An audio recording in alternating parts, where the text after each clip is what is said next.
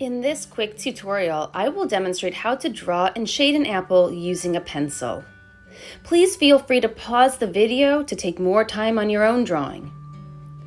Begin by drawing a loose circle. From there, decide where your light source will be. Mine will be coming from the top right, and then draw a cast shadow on the lower left-hand side of your apple, opposite the light source. The cast shadow will be the shape of an ellipse or an oval. Next, locate and draw the stem. The stem is the form of a thin cylinder. Now you're ready to begin shading. I like to first lay down a light value all over the shaded side of my apple and the cast shadow. I'm just trying to avoid that top right area that's going to become my highlight.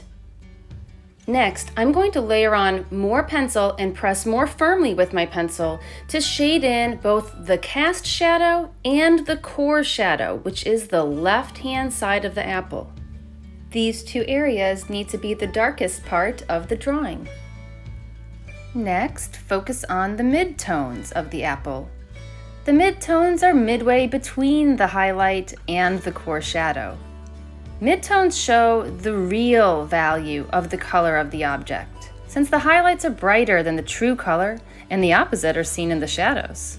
As I continue to build up layers of pencil, I also try to maintain a smooth, clear edge around the sides of the apple. I notice on a real apple that it appears a little bit darker in certain areas, so I add more pencil to those spots, making sure to keep my highlighted areas left white for now.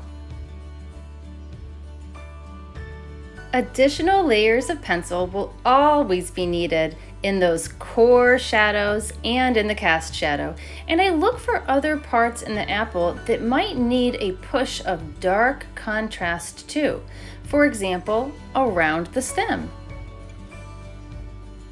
As you can see, I've left some areas white, showing the paper, in the highlights and in an area called the reflected light. But by using my eraser, I can remove some additional pencil for some brighter, whiter highlights.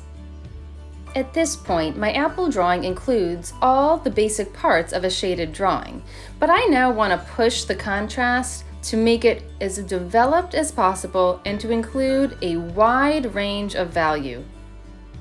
The more contrast I can create, the more interesting and dynamic this apple drawing will look, and the more realistic it will feel.